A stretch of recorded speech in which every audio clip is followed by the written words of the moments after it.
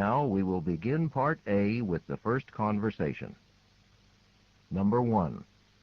With so little time left to study for the history final, I think we should concentrate on going over our lecture notes. That sounds good. At least we'll have an idea of what Professor Martin thinks is important. How do the students plan to prepare for the exam?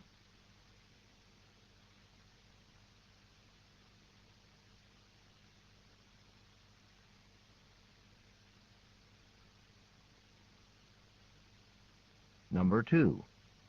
Sorry I'm late. There was road construction on Highway 9 and traffic was backed up for miles. Tell me about it. I take that route, and it took me 2 hours to get home last night.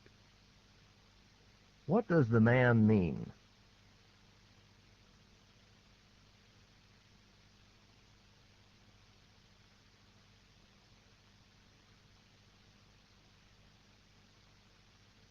Number 3. You said you wanted to borrow my camera for Professor Wilson's assignment. Well, here it is. I know this is precious to you, and I'll take good care of it. I hate using other people's things, especially expensive equipment like this. According to the conversation, what will the woman do?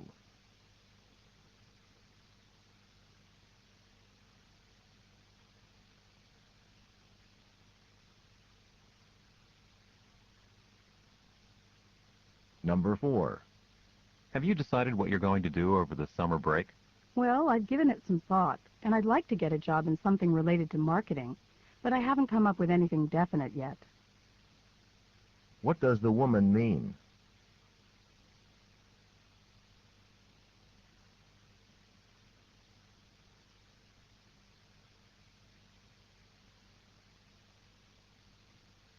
Number 5. That chocolate cake looks delicious. Aren't you going to have some with me? Well, that was a huge meal we just had, and I was sort of watching my calorie intake. But what the heck, birthdays only come once a year. What will the man probably do?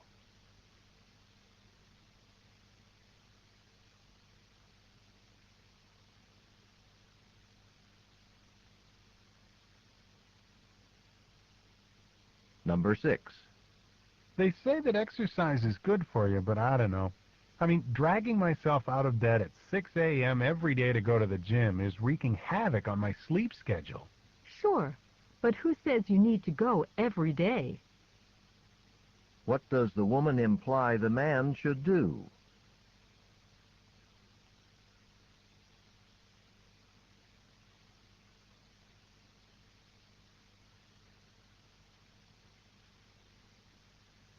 Number 7. Are you just about done with the copying machine? Pretty much. I just have to make sure the copies are clear. What does the woman mean?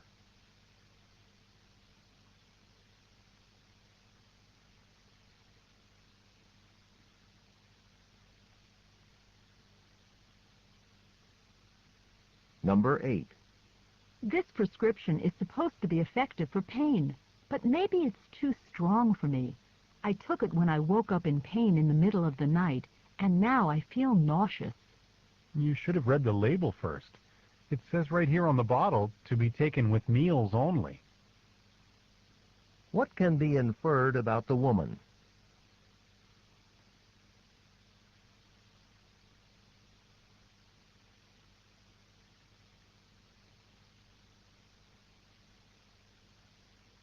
Number 9. Finally, here are the notes you lent me from last week's chemistry class. Sorry I kept them so long. Hey, don't worry about it. Our final exam's not for another week. What does the woman imply?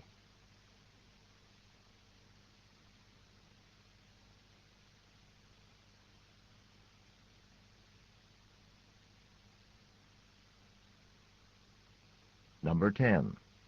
I know this jacket's a little old and faded, but I've got so many other things to take care of before the interview.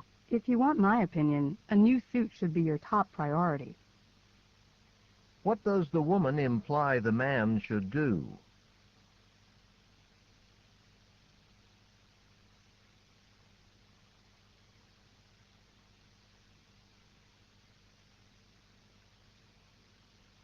Number 11. Wait a minute. Are you actually studying on this beautiful Saturday when the work isn't due for 2 weeks? Have you forgotten that I'm going to be gone next weekend? What does the woman imply?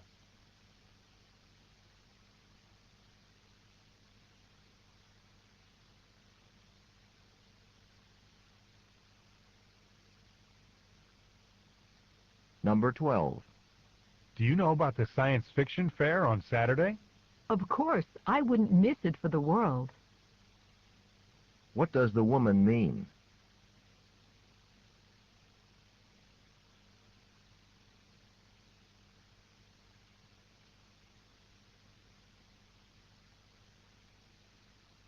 Number 13. Want to come with me to the opera tonight? I've got an extra ticket, and I think it will take your mind off that math problem you've been sweating over for the last 2 hours. That'd be great, but the opera's in what? Italian, right? I think I have a better chance of understanding this math problem. What does the man imply?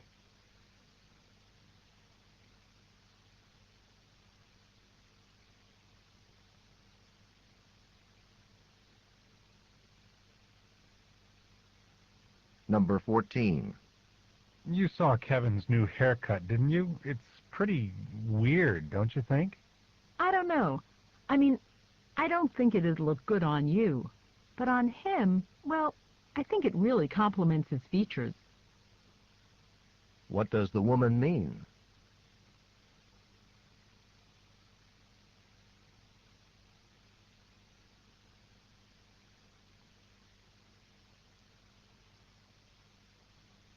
Number 15. I need you to send this package to the main office so it'll arrive before Wednesday's meeting. Is there anyone else who can do it? It's going to take me all afternoon to proofread this report.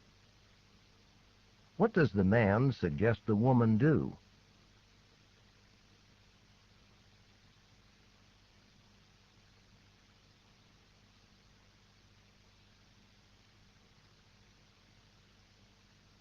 Number 16.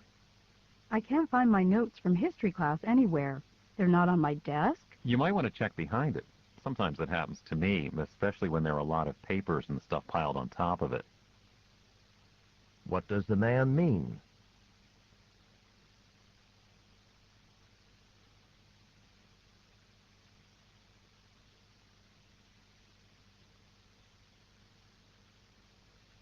Number 17.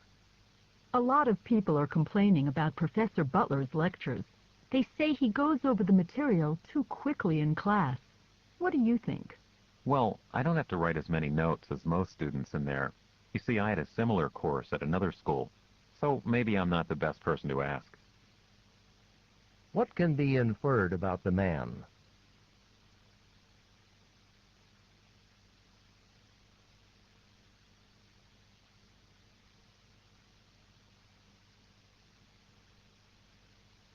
Number 18.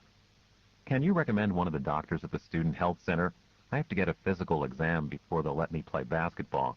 Sorry. My hometown's so close that I just drive back there whenever I need to see a doctor. What does the woman mean?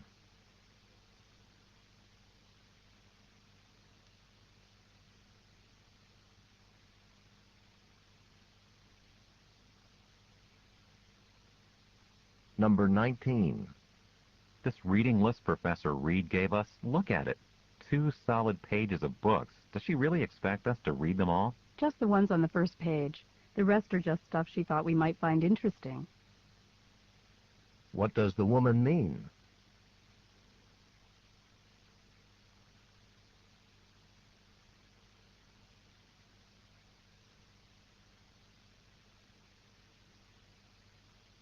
Number 20. Do you know Sally's new address? She got some mail, and I'd like to forward it to her. Sorry, we weren't exactly on good terms when she left. What does the woman imply?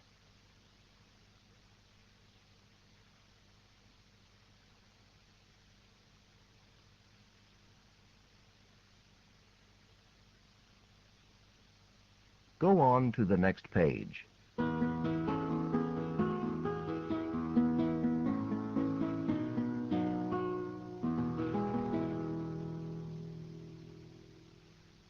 Number 21. The sign says this is reserved parking only, and your student parking sticker has expired, too. I was just running in to turn in a paper, officer. I haven't been here more than 5 minutes. What can be inferred about the woman?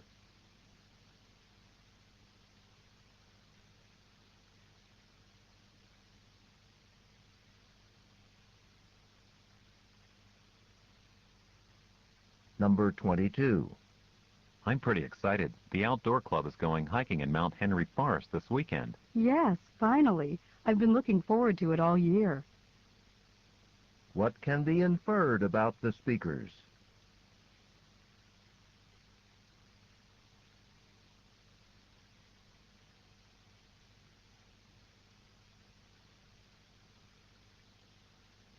Number 23. I've just been told that my part-time job is going to end next month. It's probably for the best. Your skills are sure in demand now, and that job wasn't exactly what you'd call interesting.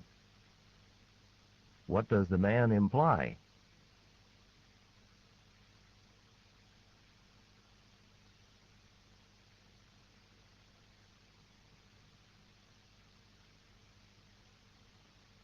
Number 24. The conference on career planning is only a month away, but there are still a few things that our organizing committee needs to work out.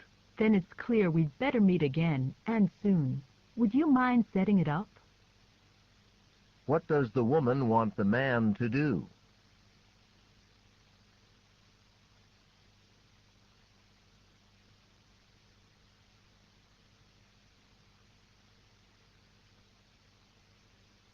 Number 25. Oh, we had the best tour guide when we were in San Francisco. I recommend him very highly for when you go there next month. Thanks, but I'll be staying with family, and they're taking care of everything. What does the woman imply?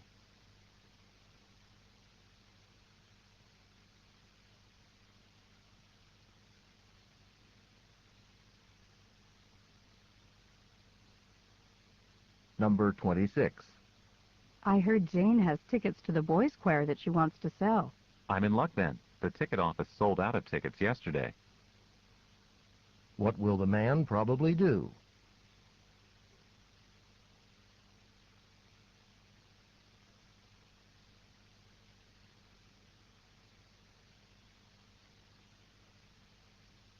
Number 27.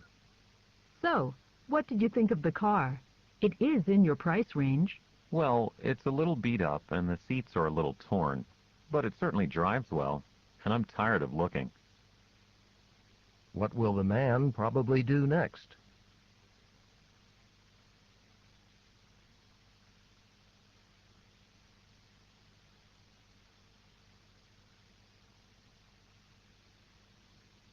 Number 28. I'm really looking forward to this trip with our geology class, but I'm not certain I have the strength to carry a backpack up and down the mountain, especially one that's full of tools. They're taking 2 donkeys to carry the tools. We just have to carry our personal items like clothing and sleeping bags. What does the man mean?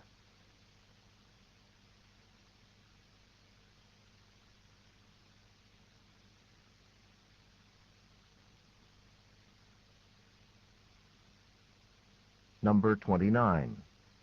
8:45? I guess I better get going. When's the next bus out to the university? That bus leaves here on the hour. What does the man mean?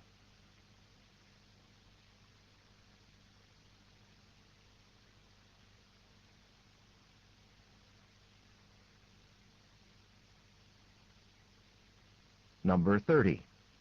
Mary borrowed my jacket again this morning. It's getting so I almost never get to use it. You've got to put a stop to that. She has plenty of her own things to wear. What does the man suggest the woman do?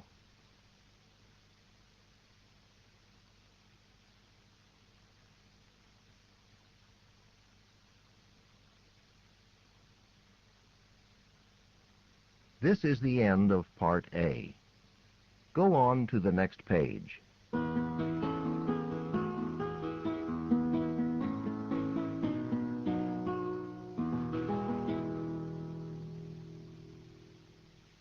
Now read along as the directions for Part B are being read. The test continues on side 2.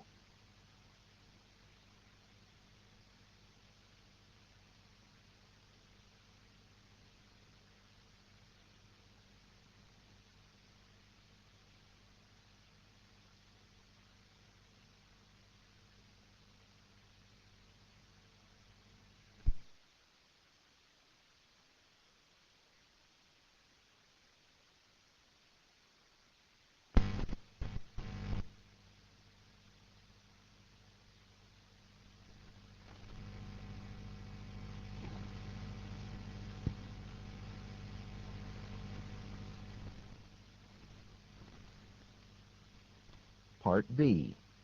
Directions. In this part of the test, you will hear longer conversations. After each conversation, you will hear several questions. The conversations and questions will not be repeated. After you hear a question, read the 4 possible answers in your test book and choose the best answer. Then, on your answer sheet, find the number of the question and fill in the space that corresponds to the letter of the answer you have chosen. Remember, you are not allowed to take notes or write in your test book.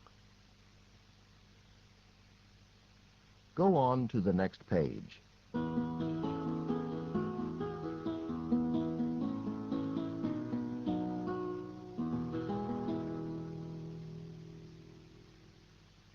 Now we will begin Part B with the first conversation. Questions 31 through 34.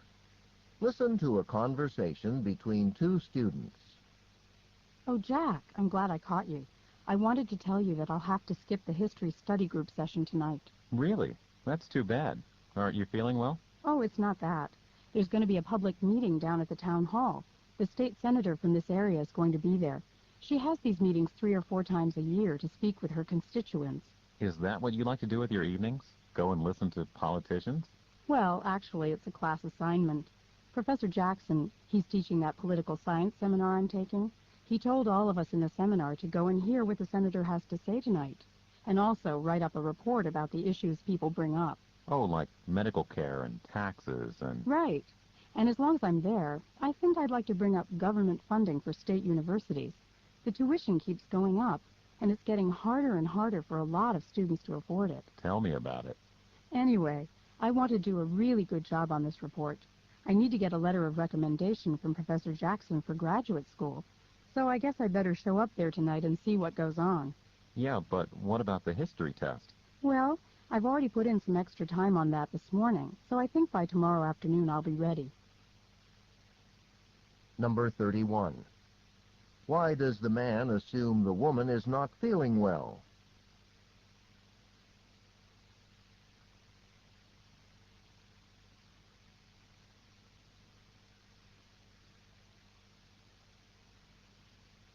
Number 32.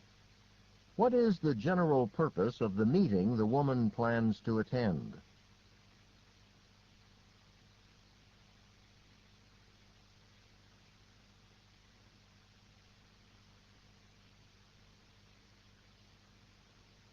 Number 33. What does the woman hope to discuss tonight?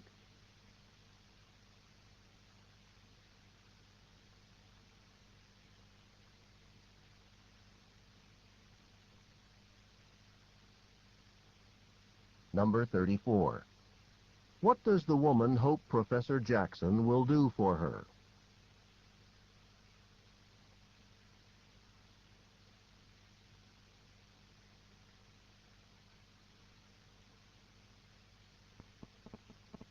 Questions 35 through 39. Listen to the conversation.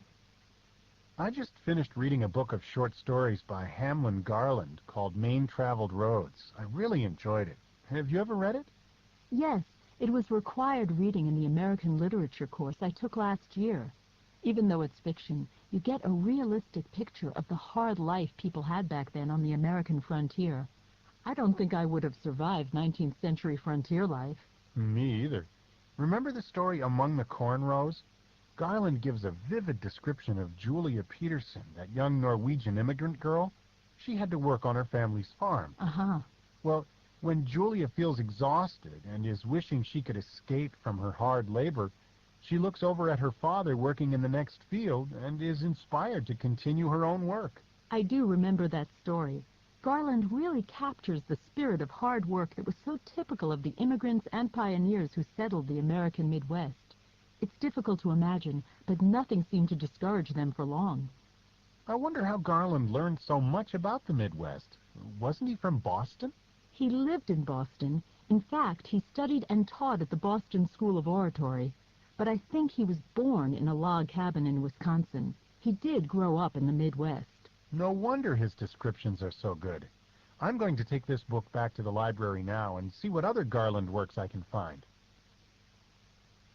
Number 35. What are the man and woman discussing?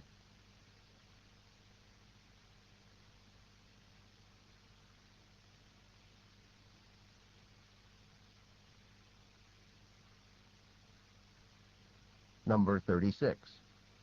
What does Hamlin Garland describe in Main Traveled Roads?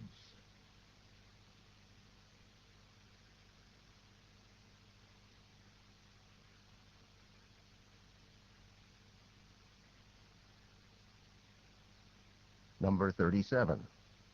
How does Hamlin Garland characterize pioneer life?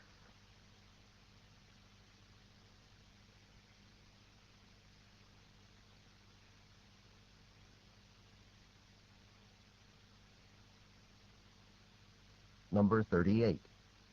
Why does the man mention Julia Peterson?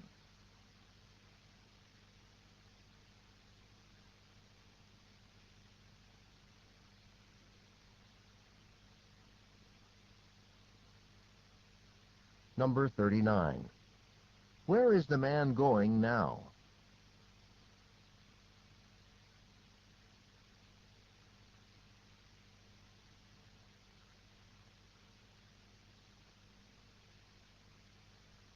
This is the end of Part B.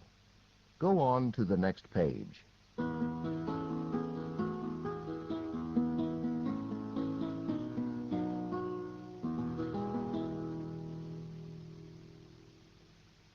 Now read along as the directions for Part C are being read. Part C, Directions. In this part of the test, you will hear several short talks. After each talk, you will hear some questions.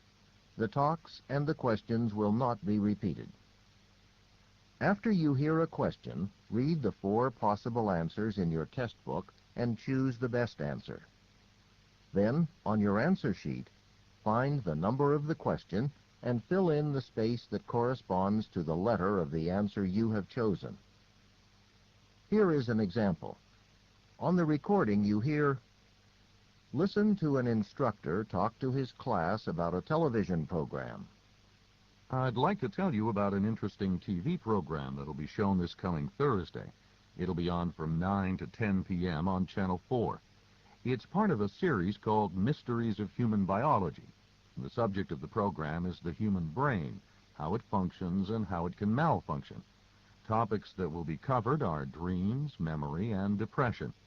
These topics are illustrated with outstanding computer animation that makes the explanations easy to follow. Make an effort to see this show. Since we've been studying the nervous system in class, I know you'll find it very helpful.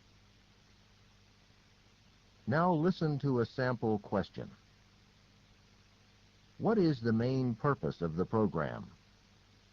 In your test book, you read, A, to demonstrate the latest use of computer graphics. B, to discuss the possibility of an economic depression. C, to explain the workings of the brain. D, to dramatize a famous mystery story. The best answer to the question, what is the main purpose of the program, is C, to explain the workings of the brain. Therefore, the correct choice is C. Now listen to another sample question. Why does the speaker recommend watching the program? In your test book, you read, A. It is required of all science majors. B. It will never be shown again. C. It can help viewers improve their memory skills. D. It will help with coursework. The best answer to the question, why does the speaker recommend watching the program, is D. It will help with coursework. Therefore, the correct choice is D. Remember, you are not allowed to take notes or write in your test book. Go on to the next page.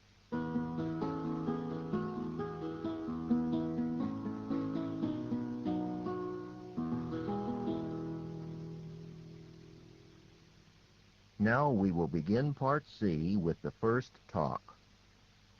Questions 40 through 43. Listen to some remarks made at a summer camp. This is our last meeting before the campers arrive tomorrow. I'll give you the activity schedules later, but now I want to answer a question one of you asked me yesterday about campers with asthma. Let me explain a little about the disease. First of all, it's chronic and fairly common.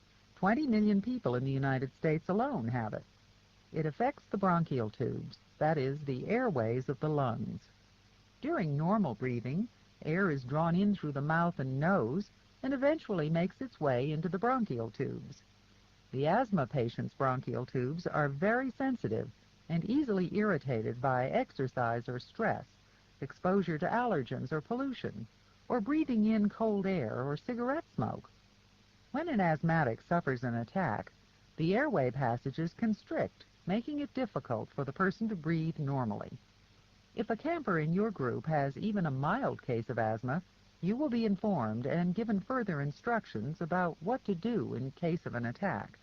But don't worry, some of our campers might have a mild case, but they always bring their medicines with them, and we've never had a problem. Are there any other questions? Okay, then let's talk about the schedules for tomorrow. Number 40. What does the speaker mainly discuss?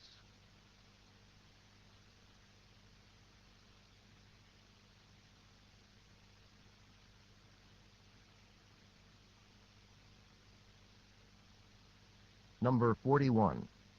According to the speaker, what part of an asthmatic's body is particularly sensitive?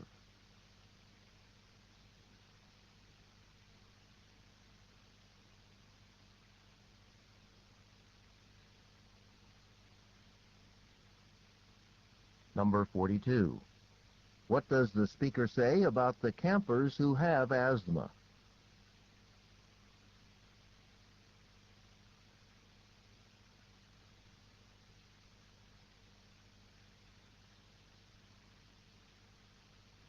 Number 43. Why does the speaker mention cigarette smoke?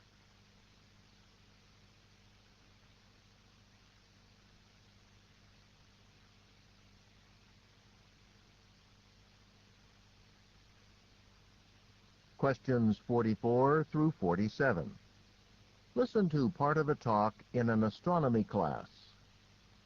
Today, most astronomers accept the notion that the groups of stars that make up the universe are all moving farther and farther away from each other. But until fairly recently, this idea of an expanding universe was not a theory most European scholars believed in. Since ancient times, and up to about the 17th century, most of these scholars thought the size of the universe had remained unchanged since the moment of its creation, or perhaps forever, with all the stars remaining more or less in place in relation to each other. But that was challenged in the late 17th century by Isaac Newton's idea of gravity as a force of attraction, which contradicts the idea of a universe that's static, unchanging. If gravity causes all the stars out in space to attract each other, as Newton said, then they couldn't remain essentially motionless.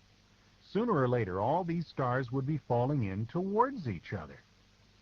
Well, scientists then proposed a new model, taking Newton's theories into account. They didn't want to abandon the idea of motionless stars. But for this model to work, so the stars wouldn't fall in on each other, they had to modify Newton's law of gravity. So they theorized that for distances as large as those between stars, the gravitational force repels rather than attracts. As you might guess, this led to some other contradictions, but these were pretty well resolved in the past century by the currently accepted theory, which says that the universe is continually expanding. You'll be reading about all that for your homework tonight. Number 44.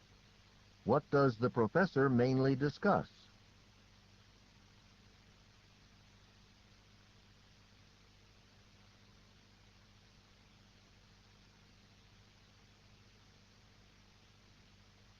Number 45.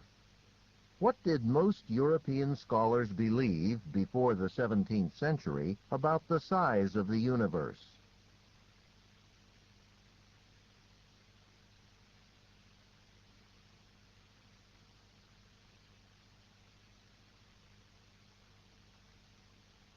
Number 46. What did some scientists try to explain by suggesting that stars repel each other?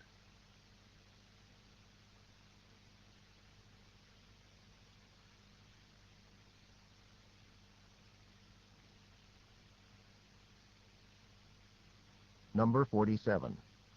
What will the students read about for homework?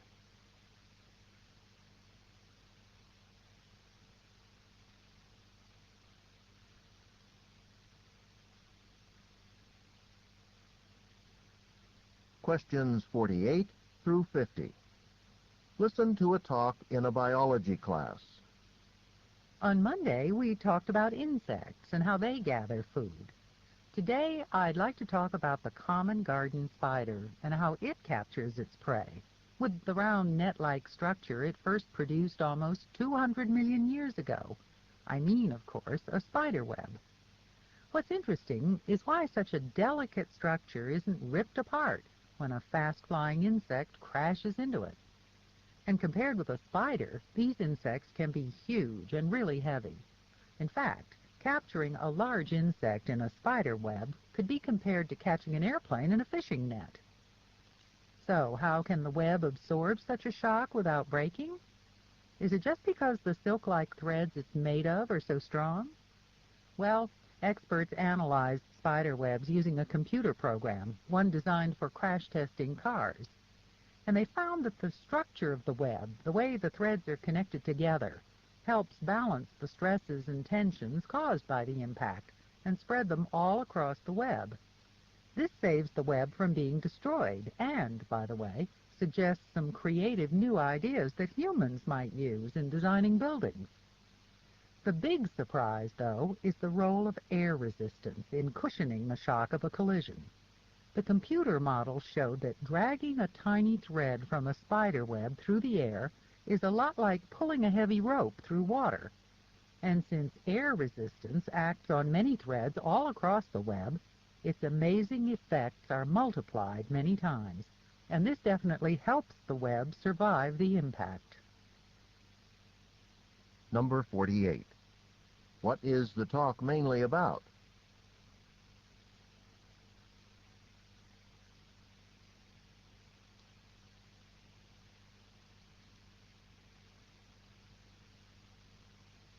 Number 49. What does the speaker say about some of the insects that spiders catch?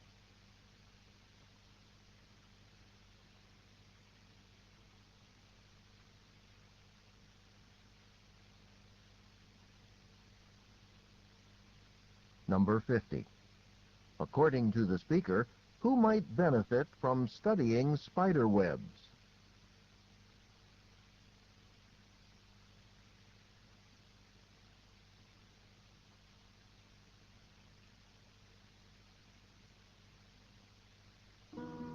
This is the end of Section 1, Listening Comprehension. Stop work on Section 1.